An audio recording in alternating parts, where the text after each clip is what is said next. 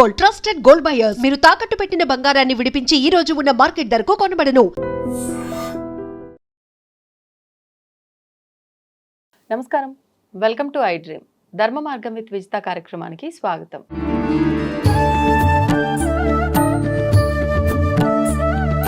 నమస్కారం అమ్మా. నమస్తే అమ్మా. శ్రీమాత్రే నమః. అమ్మ, మామూలుగా మనం మాట్లాడుకుంటూ ఉంటాం వాస్తు దోషాల గురించి. వాస్తు దోషం అంటే ఇంటి వాస్తు కరెక్ట్గా లేకపోతే కనుక రకరకాల ఇబ్బందులు వస్తాయి అని చెప్పి అంటూ ఉంటాం. అయితే ముఖ్యంగా ఈ వాస్తు దోషము అంటే ఇల్లు నిర్మాణం జరిగేటప్పుడు ఆ కట్టడంలో వచ్చే దోషాలైనా, లేదు అంటే ఇల్లంతా మనం చక్కగా వాస్తు ప్రకారంగా కట్టాము, కానీ ఇంట్లో మనం డెకరేషన్ కోసం కొన్ని రకాల వస్తువులు వాడుతూ ఉంటాం, బొమ్మలు అని రకరకాలుగా. అవి కరెక్ట్గా పెట్టే ప్లేస్లో పెట్టకపోవడం వల్ల కూడా వాస్తు దోషాలు వస్తాయా? వాటి గురించి ఒక వివరణ ఇవ్వండి. తప్పకుండా. అంటే స్థలాన్ని కట్టినప్పుడు ఖచ్చితంగా వాస్తు ప్రకారం కట్టకపోతే అది మేజర్గా అంటే ఏదైనా చూడండి, మనకి పునాది నుంచి కరెక్ట్గా రాకపోతే ఇంకా అది మారదు. పుట్టుకతో వచ్చిన గుణాలు కొన్ని మళ్ళీ పోతే కానీ పోవంటారు కదా.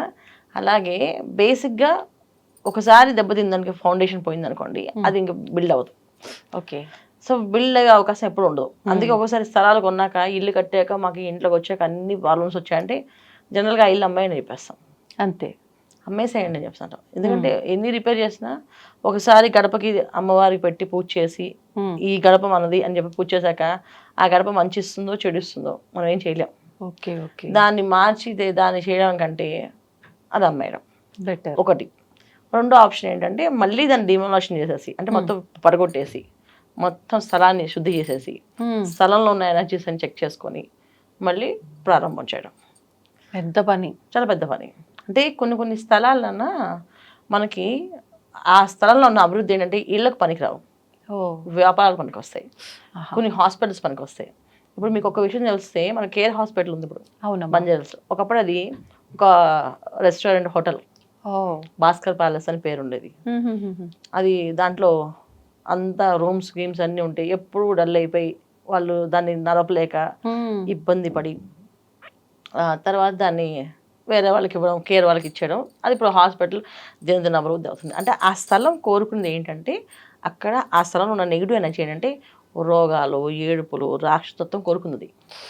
సో రోజు ఏడుస్తూ ఉంటారు కదా, ఏదో ఒక ప్రమాదం జరుగుతూనే ఉంటుంది కదా, ఏదో ఒక ప్రమాదంతో ఎవరో ఒకరు చనిపోవడమో ఏదో జరగడం అవుతుంది. ఆ స్థలం కోరుకునేది ఏంటి? ఏడుపు.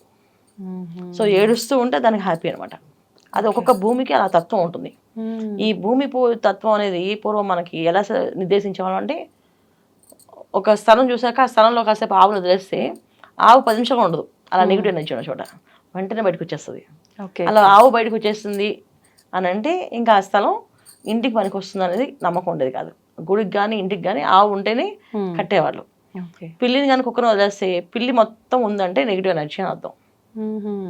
కుక్క మొత్తం ఒక హాఫ్ డే ఉండి వచ్చేస్తుంది అంటే వ్యాపారం పనికి వస్తుంది అర్థం. పిల్లి మొత్తం కూర్చుంది అక్కడే అంటే ఫుల్ నెగిటివ్ ఎనర్జీ. అంటే హాస్పిటల్స్ కట్టచ్చు, పెట్రోల్ బంక్ కట్టచ్చు, ఇలా నిర్ణయించేవాళ్ళు స్థలాల్ని. అంటే వాస్తు అప్పుడు అది తెలిసేది కాదు కదా, వాస్తు ఇలా చూడాలనేసి. సో స్థలాన్ని నిర్ణయం ఇలా ఉండేది. ఇది కాకుండా కొంతమంది విజ్ఞులు ఏం చేసేవాళ్ళంటే ఒక మధ్యలో స్థలాన్ని కాస్త తవ్వి నవధాన్యాలు వేసేవాళ్ళు, వేసి మట్టి వేసేవాళ్ళు. మట్టి వేసేసి కొన్ని నీళ్లు కొన్ని పాలు పోసి వదిలేసేవాళ్ళు. ఆ మట్టిని అంటే ముద్ద చేసేసి వదిలేసేవాళ్ళు. ఒక 9 రోజుల తర్వాత చూస్తే ఏ ధాన్యం బయటికి వస్తుందో దానికి కట్టేవాళ్ళు. ధాన్యం వడ్లు వచ్చాయి బయటికి బాగా వచ్చాయంటే ఇళ్ళకి పనిచేస్తుంది, మానసిక ప్రశాంతి ఉంటుంది. ఇంట్లో కడితే ఈ ఇంట్లోకి ఎవరు వచ్చినా మహాలక్ష్మిలాగా అందరూ ప్రశాంతంగా ఉంటారు, ఇది మహాలక్ష్మి భాగ్యాన్ని ఇస్తుందని చెప్పి కట్టేవాళ్ళు. ఏదైనా పెసలు కానీ నువ్వులు కానీ వచ్చాయంటే అది వ్యాపార వృద్ధి పనికి వస్తుంది. అంటే ఇంట్లో ఎవరున్నా వాళ్ళ ఆలోచన వ్యాపారాత్మకంగా ఉంటుంది. అంటే నేను నీకేం చేస్తాను, నువ్వు నాకేం చేస్తావు, బిజినెస్ మైండ్. నా ఇంటికి వస్తే ఏమి ఇస్తావు, మీ ఇంటికి తెస్తే ఏం చేస్తారు అన్నట్టు ఉంటుందా, లాభాలు కోరుకునే మనస్తత్వం ఉంటుందని. అలాంటి ఈ స్థలంలో అది ఉంది, అందుకని ఇది వ్యాపారానికి పనికి వస్తుందని చెప్పి అలా నిర్దేశించేవాళ్ళు. ఇంక ఇవాళ మనకి వాస్తు చూడడం వచ్చింది, వాస్తు ఎలా చేసుకోవాలి వచ్చి, దానికి తగ్గ ఎనర్జీ ఆరా స్కానర్స్ వచ్చాయి, దాంట్లో చెక్ చేసుకోవచ్చు. ఇలా ఎన్ని విధాలు వచ్చాయి కనుక ఇప్పుడు మనం స్థలాన్ని నిర్ణయం చేసుకోవచ్చు. ఇది ఇల్లు కట్టే విధానం. ఇప్పుడు మన ఫ్లాట్స్, అపార్ట్మెంట్స్కి వచ్చేసరికి అపార్ట్మెంట్లో మన చేతుల్లో ఉండదు. సో వాళ్ళే కడతారు నిర్మాణం చేసినప్పుడు. మ్యాక్సిమం మనం ఏం చేయాలంటే పిల్లల రూముని కరెక్ట్గా ద్వారాలు కరెక్ట్గా ఉండేది చూసుకోవాలి. అంటే ద్వారాలు, అన్ని ద్వారాలు వచ్చే స్థానంలో ఉండాలి. పిల్లల రూమ్ అయినా, మాస్టర్ బెడ్రూమ్ అయినా, గెస్ట్ బెడ్రూమ్ అయినా, మెయిన్ ఎంట్రన్స్ అయినా, కిచెన్ చాలా మంది డోర్స్ పెట్టట్లేదు ఇప్పుడు. సో కానీ 3 మాస్టర్ బెడ్రూమ్కి, గెస్ట్ బెడ్రూమ్కి, చిల్డ్రన్స్ బెడ్రూమ్కి మెయిన్ డోర్, బాల్కనీస్. సో ఈ ద్వారాలు ఎన్ని సంఖ్య చూసుకోవడం, తర్వాత వచ్చే స్థానంలో ఉన్నదే చూసుకోవడం. అసలు సంఖ్య కూడా ఇంపార్టెంట్ ఇంపార్టెంట్. అంటే 8 ద్వారాలు ఉంటే అష్టసిద్ధులు మంచిది అని చెప్తాను. 9 ద్వారాలు ఉండకూడదు మరి. సో 10 ద్వారాలు ఉండొచ్చు, మళ్ళీ అది దశ తిరుగుతుందని చెప్పి అంటారు. అలా 11 ఉండకూడదు, మళ్ళీ 12 ఉండాలి, మళ్ళీ 14 ఉండాలి. ఇలాగే ద్వారాలకు చూసుకోవాలి. సో ఇలా మన అపార్ట్మెంట్స్ వచ్చినప్పుడు ఏంటి, ఇప్పుడు ఆల్రెడీ కట్టేస్తారు వాళ్ళ స్థలం మీద, అందుకని మన ఫ్లాట్లో ఫస్ట్ ద్వారాలు ఎక్కడైతే ఉన్నాయో చూసుకోవడం. రెండోది కలర్స్, కబోర్డ్స్. ఈ కబోర్డ్స్ ఏంటంటే వాటర్ ఎలిమెంట్ మనం చూసుకునేటప్పుడు ఏమవుతుందంటే చాలా వరకు ఆగ్నేయం కిచెన్లో ఎక్కువ కలర్స్ కాంబినేషన్స్ పెట్టేస్తుంటారు. లైట్ కలర్స్ పెట్టకూడదు, అక్కడ డార్క్ కలర్స్ పెట్టుకోవాలి. కిచెన్లో మాత్రం డార్క్ ఉండాలి, ఎందుకంటే అది మనకి అక్కడ అగ్నితత్వం, అగ్ని సంబంధించినవి పెట్టాలి. పిల్లల రూమ్లో వచ్చినప్పటికి వాయుతత్వం సంబంధించింది, అంటే లైట్ కలర్స్ వేయాలి. కానీ పిల్లలకి ఏం చేస్తాం, పిల్లలకి ఇష్టమని pink, blue colour, violet colour వేసేస్తుంటారు పిల్లలకి. అందువల్ల పిల్లలు డ్యామేజ్ అవుతుంటారు. సరిగా నిద్రపోరు, సరిగా తినరు, సరిగా మాట వినరు, మొండితనం పెరుగుతుంది. సో అక్కడ వాయువు రూమ్ కదా, సో వాయుతత్వం అంటే లైట్ కలర్స్, వాటర్ కలర్స్ లో కాంబినేషన్ లో ఉండాలి అది. అప్పుడు పిల్లలు మనం చెప్పిన మాట వింటారు, మనం ఏం చెప్తా చేస్తారు. వాళ్ళు నచ్చడిగా బొమ్మల డిజైన్లు ఉన్న బెడ్షీట్లు వేయడం, బొమ్మల డిజైన్ ఉన్న ఫ్యాన్స్ పెట్టడం, వాళ్ళకి పెయింటింగ్స్ వేసేయడం, ఇవన్నీ కూడా తెలియకుండా చేస్తున్న తప్పులు. సో వాళ్ళకి నచ్చిన వేయచ్చు, కానీ లైట్ కలర్స్ లో వేయాలి. అంటే వాస్తు ఎక్కడ ఎఫెక్ట్ అవ్వకూడదు మనం చేస్తున్నప్పటికీ, అంతే. దాని ఎనర్జీని మనం తెచ్చుకోవాలి. సో ఇప్పుడు మాస్టర్ బెడ్రూమ్, ఖచ్చితంగా మాస్టర్ బెడ్రూమ్ లో వీళ్ళు అన్ని వాడేవి అన్ని నైరుతి సంబంధించినవి కొంచెం డార్క్ కలర్స్ కాకుండా లైట్ కలర్స్ లోనే వేసుకోవాలి. కానీ చాలా మంది ఏంటంటే ప్యూర్ లైట్ వేస్తారు, అది చాలా డేంజర్. కొంచెం డార్క్ ఉండాలి అక్కడ, లైట్ గా కొంచెం లైట్ డార్క్ ఉండాలి, లైట్ ఎల్లోయిష్ కలర్ ఉండాలి. ఎల్లో కాంబినేషన్స్ లో వాల్స్ ఒక లైట్ కలర్స్ లో డార్క్ కలర్ లో ఎల్లో కాంబినేషన్ వేసుకోవాలి. అలా వేసుకోవడం వల్ల కొంచెం ప్రశాంతంగా ఏదైనా సమస్య వస్తే ఇద్దరు డిస్కస్ చేసుకోగలుగుతారు, లేకపోతే ఇద్దరు పోట్లకు బయటకు వచ్చేస్తారు. ఉంటే టూ మచ్ ఇద్దరు పాజిటివ్ ఉంటారు, లేదా టూ మచ్ గా ఇద్దరు నెగిటివ్ ఉంటారు లైట్ కలర్స్ వేస్తే. సో ఇవి చూసుకోవాలి ఎప్పుడు కూడా. ఇంకా వస్తువుల విషయంలో తీసుకుంటే బీరువా నైరుతిలో పెట్టుకోవాలి. దాని ప్లేస్ లేదని చెప్పి దాన్ని ఎక్కడో దగ్గర పెట్టేస్తుంటారు, అది డేంజర్. నైరుతిలో బీరువా పెట్టాలి, బీరువా ఉంటే, లేదా బీరువా ఉండే ప్లేస్ లాగా నైరుతిలో ఒక బీరువా కట్టాలి, అంటే అల్మారా టైప్ లో. ఖచ్చితంగా చాలా మంది ఏంటంటే ఆ బీరువాలు తీసేసాం కదా ఇప్పుడు ఏం అవసరం లేదు ఇంకా అని చెప్పేసి అని చేస్తుంటారు. ఖచ్చితంగా చేయకూడదు. నైరుతిలో ఒక బరువైంది కొంచెం ఎత్తొచ్చి అలా ఒక అల్మారా పెడితే ధనం నిలబడుతుంది, పాజిటివ్ ఎనర్జీ ఫామ్ అవుతుంది. సో నెగిటివ్ ఎనర్జీని బయట పంపిస్తుంది. ఖచ్చితంగా ఉండాలి అలమరా, ఇది పెట్టుకోవాలి. ఇది ఈ విధంగా చేసుకుంటే బాగుంటుంది చక్కగా. అంటే వస్తువుల నిర్మాణంలో మనం చూసుకోవాల్సింది, హాల్ ఎప్పుడు కూడా విశాలంగా ఖాళీగా వదలాలి. సో హాల్ వదిలేసినప్పుడు ఏంటంటే మధ్యస్థానంలో వదిలేసి సోఫాస్ గిఫాస్ అని ఒక వారకు వేయాలి, సైడ్స్కి వేసుకోవాలి. చాలా వరకు ఏంటంటే సెంటర్లో వేస్తారు, ఇటు అటు ఖాళీ వదిలి సెంటర్ మంచి బాగుంటుంది, సెంటర్లో బాగుంటుంది, ఇటు వెళ్తాం కదా ఇలా వేస్తానే, అలా వేయకూడదు. ఈ హాల్ మొత్తం నిర్మాణం చక్కగా వదిలేస్తే నాభిస్థానం ఎప్పుడైతే ఖాళీ ఉంటుందో ప్రశాంతంగా ఆలోచిస్తారు ఇంట్లో ఉన్న వాళ్ళందరూ. అంటే ఏ పని చేయాలన్నా మానసిక ప్రశాంతత ఉంటుంది వాళ్ళకి.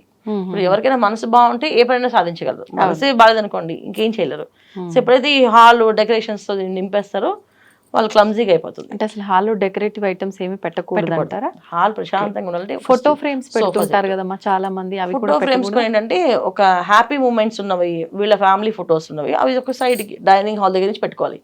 డైనింగ్ హాల్ దగ్గర నుంచి ఎందుకు పెట్టమని చెప్తాం అంటే మనం భోజనం చేసేటప్పుడు ఆ హ్యాపీ మూమెంట్స్ తలుచుకుని భోజనం చేయాలి తప్ప మాట్లాడకూడదు అని అర్థం. సో అప్పుడు అలా ఉండేవాళ్ళు, ఇలా చేసేవాళ్ళు, సరదాగా ఉండేది అని చెప్పి అలా చూసుకుంటూ ఆ మెమరీస్ మనము నెమరు వేసుకుంటూ భోజనం చేయాలి తప్ప డిస్కస్ చేస్తూ భోజనం చేయకూడదు అని చెప్పి అలా పెట్టేవాళ్ళు ఫొటోస్. పిల్లల రూమ్ లో వాళ్ళకి దక్షిణామూర్తి ఫోటో కానీ సరస్వతమ్మవారి ఫోటో కానీ పెట్టాలి. వాళ్ళ ఫొటోస్ కంటే ముందు ఈ అమ్మవారి ఫొటోస్ కానీ స్వామివారి ఫోటో కానీ చూడాలి. వాళ్ళు చూస్తే పొద్దున్న లేస్తే వాళ్ళు చదువు మీద శ్రద్ధ, ఆసక్తి, పట్టుదల ఇవన్నీ పెరుగుతుంటాయి అట్లా. ఇంకా మాస్టర్ బెడ్రూమ్ లో వీళ్ళు పెట్టుకోవాల్సిన రాధాకృష్ణుల ఫోటో. రాధాకృష్ణుల ఫోటో పెడితే అన్యోన్య దాంపత్య జీవితం ఎప్పుడు ఎటువంటి ఇబ్బందులు రాకుండా ఉంటాయి. సో పొద్దున్న లేవగానే వాళ్ళు చూడాలి, పడుకున్నప్పుడు వాళ్ళు చూసి పడుకోవాలి, అలా ఉండాలి వీళ్ళకి. అలా పెట్టుకోవాలి ఫొటోస్. చాలా మంది ఏంటంటే రాధాకృష్ణులు వాల్ పేపర్ గా హాల్లో వేసేస్తుంటారు, హాల్లో వేయకూడదు. హాల్లో వేస్తే అది ఒక విధంగా నెగిటివ్ ఎనర్జీ వస్తుంది, పాజిటివ్ ఎనర్జీ రాదు. దేవత చిత్రాల వల్ల కూడా నెగిటివ్ ఎనర్జీ Energy వస్తుంది, వస్తుంది ఎక్కడ అవును. పడితే అక్కడ వేస్తే. అంటే అది అక్కడ ఉన్న ఎలిమినేషన్ ఏంటంటే అంటే మనం అక్కడ ఉన్న స్థానబలం అంటే బ్రహ్మస్థానం అంటే ఏ విషయమైనా బ్యాలెన్స్ చేసుకోగల శక్తి ఉండాలి. ఓకే. సో రాధాకృష్ణులు కానీ బ్యాలెన్స్ ఉండదు, ప్రేమే ఉంటుంది అక్కడ. సో ప్రేమతో అన్ని విషయాలను సాధించలేం కదా, కొన్ని విషయాలు కొంచెం స్ట్రాంగ్గా చెప్పాలి ఏ విషయమైనా. అలాంటి స్ట్రాంగ్నెస్ కావాలంటే కాస్త ఆ బ్రహ్మస్థానం హాల్లో అనేది ఖాళీ ఉంచాలి. ఓకే. ఓకే. చాలామంది అలంకరణలు, plastic flower vases, plastic decorative items ఇవన్నీ పెడతారు, బొమ్మలు ఇవి చాలా పెడతారు, అవన్నీ తీసి పడేయాలి. ఓకే. ఓకే. అవన్నీ ఉండొద్దు. ఉంటే పెట్టుకోవాలనుకుంటే చక్కగా ఏదైనా హాల్ని డిస్టర్బ్ చేయకుండా కబోర్డ్ లోపల ఉండి దానికి గ్లాస్ డోర్ ఉండాలి, అలా పెట్టుకోవాలి. గ్లాస్ డోర్ ఉండేటట్లు పెట్టుకుంటే పెట్టుకోవాలి. ఏమవుతుంది? అది డోర్ వేసేస్తే కదా దాని ఎనర్జీ బయట రాదు. ఓకే. ఓకే. అలా సో ఈ విధంగా చూసుకోవడం.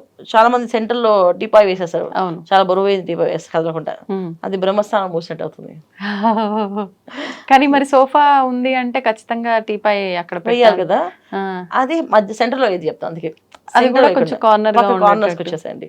అన్ని కార్నర్స్ వేసుకుని సెంటర్ వదిలేసేయండి. హాల్ మాత్రం హాల్ సెంటర్ ఖాళీగా అలా ఉంచితే వాక్ చేసి వచ్చినా వెళ్ళినా ఆ ఎనర్జీ ఎలా ఉంటుందంటే వీళ్ళకి నెగిటివ్ ఫిల్టర్ చేసేస్తుంటుంది ఎప్పటికప్పుడు.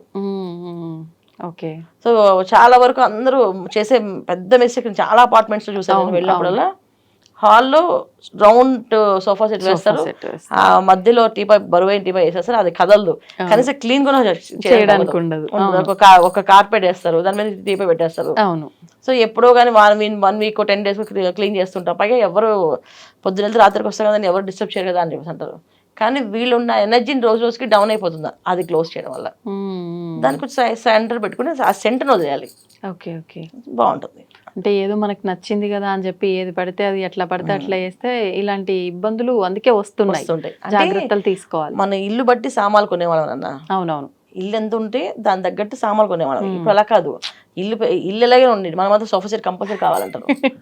సో ఇల్లు చిన్నదైనా సోఫా సెట్ వేసారంట, సోఫా సెట్ వేసేస్తే ఇల్లు మనం హాల్ కూడా ఊడడం అసలు ఊడడానికి కావచ్చు, సగం ఊడుస్తుంటారు. అయినా సరే ఆ సోఫా సెట్ ఉండాలి, ఇంటికి ఎవరిని వస్తే మనం ప్రెస్ చేయదని. కానీ నేనేమంటా అంటే ఇల్లు తగ్గట్టు మీ సామాన్లు పెడితే ఇంకా పెద్ద ఇల్లు ఇస్తారు దేవుడు. మళ్ళీ ఆ ఇల్లు దగ్గర సామాన్ పెట్టి వాళ్ళకి దానికి బ్రహ్మస్థానం కాదు వెళ్తే ఇంకా పెద్ద ఇల్లు ఇస్తారు, ఇంకా పెద్ద ఇల్లు ఇస్తారు. 20 ఏళ్ళు 25 ఏళ్ళు ఒకే చిన్న అపార్ట్మెంట్ 750 SFTలో 1000 SFTలో ఉన్న వాళ్ళు ఉన్నారు. ఎందుకంటే వాళ్ళు క్లమ్జీగా ఉంటే బయట రాలేదు వాళ్ళు, ఆ దాంతో బతికేస్తారు. పిల్లలు పెద్దవాళ్ళు అయిపోతారు, చదువులు ఫీజులు డబ్బులు దానికి సరిపోతాయి, మళ్ళీ కొనుక్కోడానికి అవకాశం రాదు. నేనేమంటే ఫ్రీగా వదలండి హాల్ని, మీరు డబ్బులు సంపాదిస్తారు, 100% సంపాదిస్తారు. ఎప్పుడైతే హాల్ నీట్గా చక్కగా ఉంటుందో లక్ష్మీ అనుగ్రహం కలుగుతుంది వాళ్ళకి. ఎందుకంటే లక్ష్మీదేవి వచ్చే క్షణం ఏంటంటే ఇల్లు శుభ్రంగా అందంగా కనిపించగానే వస్తుంది. ఎవరిని లేదు చూడగానే అబ్బాయి ఎంత నీట్గా ఉంది ఇల్లు, హాయిగా ఉంది అనిపిస్తుంది. అదే సామాన్లు చూస్తే సామాన్లు నిండా ఫుల్ సోఫాలు, కుర్చీలు, బట్టలు ఇవన్నీ. ఇప్పుడు చాలా మంది సోఫాలు ఉంటే ఏం చేస్తాం, నెక్స్ట్ బట్టలే ఆ బట్టలు మాడితేస్తాము, 2 రోజులకో 3 రోజులకు మాడితేస్తాం, ఇంకంతే అయిపోయింది. ధనం ఎక్కడి నుంచి వస్తుంది మనకి, వేస్తామో లేదో కూడా తెలియదు కొన్ని.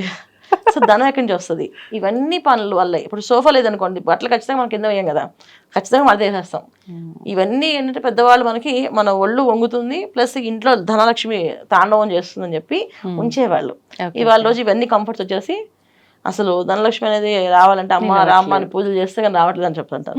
కానీ మామూలుగా కూడా ఆవిడ వస్తుంది చక్కగా, నీట్గా ఉండాలి, శుభ్రంగా. అంటే బ్రహ్మస్థానాన్ని ఖాళీగా వదలాలి, అది వాస్తవం. సంతోషం అమ్మా, ధన్యవాదాలు. నమస్తే అమ్మా, శ్రీమాత్రే నమః. తవ్వండి, తవ్వుతూనే శివలింగం. పరమాత్మకు సరే దాన్ని అట్లా కప్పేసేయండి, చూపించదండి. Krishna is there. మూర్తి పూజ కాదు, సాక్షాత్ బ్రజేంద్ర నందన భగవాన్ ఉన్నారు మూర్తిలో. ఏమీ ఆశించకుండా ఆరాధించే వాళ్ళు కూడా ఉన్నారా ప్రభుజీ? నిజమైన భక్తి అంటే మనకు తెలియదు కాబట్టి